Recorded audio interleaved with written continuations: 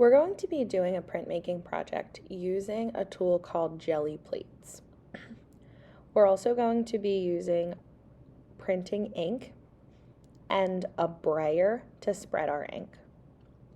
These are some examples from some 5th graders that I had a few years ago creating layered jelly prints. You guys will have the opportunity to create your own stencils, but I'll also have some stencils that you could use. We can use bubble wrap, we can use plastic wrap, we can use anything that creates a really cool texture using your screen printing ink throughout this project.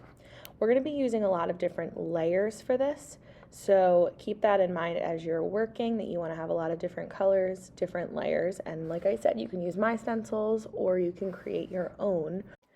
For this demonstration, we had some help from Miss K to create a layered jelly print. To get started, she filled out this worksheet for her layer 1, and she knew that she wanted to do the word music and eventually use some music notes for her other layers. On her worksheet, she noted the colors that she wanted to use and knew that she wanted to do sort of an ombre or a gradient effect. She wanted to use yellow and teal in her background, so she's going to take some printmaking ink, and I need you to remember that this is an expensive material and it also will stain your clothes. So you need to be careful, and we're only going to use just a little bit at a time. You can do a gentle squeeze while it touches your jelly plate, give it a little scrape.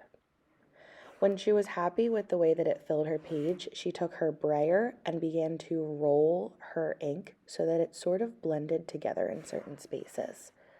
Once she had her initial layer of color down, she had to lay her letters down. And you need to remember that anytime you lay down letters or symbols or numbers, they need to be backwards. If they are not backwards, then when you make your print, your words will be backwards on your final copy. So you need to lay them down backwards. Lay your paper on top of your jelly plate and give it a nice rub. You don't want any air bubbles. You want a nice solid rub. You can use your fingertips, or I like to curl my hand and sort of use my knuckle, give it a little rubbing motion until you feel like all the ink has transferred. And you can give it a nice gentle pull until you can see your first layer print on your paper. On her planning worksheet, she knew she wanted to include some music notes and use white and light blue paint. So we need to make sure that the word that you have in your initial layer, if you want to still keep it white, you're going to leave it on your jelly plate for this step. We need to be very careful that we're not ripping our stencils as we're working. It can be really tricky and they might start to come off, so we're going to work really slowly and diligently through our work. So she dotted on her light blue at the bottom and then her white at the top and began to lay down her music notes. Again, she needed to make sure that her music notes were laid down backwards so that they showed up forwards when her print was ready to go. When you go to roll your brayer over top of your paper stencil, it may start to get stuck. My recommendation is to only push that brayer in one direction. If you roll it back and forth, it's going to encourage your letters to slip up and get stuck on your brayer. If this happens, it's okay. Very gently try to peel it off your brayer and lay it back down in place. But just know that as they move, it's going to fill up the white space from your initial print with some color. Miss K's C kept popping up, and that's something that we can go back in with a Q-tip and remove some paint later if that's your desired appearance. But if you don't mind that paint got under and you don't mind that your letters will look a little bit different, then that's okay. Just go very slow. Try to come in from different angles with your brayer, but if you just push it forward instead of pushing forward and pulling back, you should have a pretty even layer of paint, and it shouldn't affect too much of your stencil. She laid her white and blue layer over top of the word music and is now going to lay down her music notes on top. I want you to remember that this is being done in layers, so whatever's touching your jelly plate is going to show up on top after we print, and the last thing that we can see that we're rolling our brayer on is going to be the bottom layer. I know it's really tricky to think in terms of layers as we're working, but I think the more you experiment with this, the more you'll understand how layered prints can come to be and how to show things underneath of other new layers. After she laid down her music notes, it was time to very gently peel up the word music because she wanted to keep it white on her print. And if she wants to keep it white like the paper, then you're going to have to make sure that it's nice and see-through on the plate. So she very gently pulled up her word music.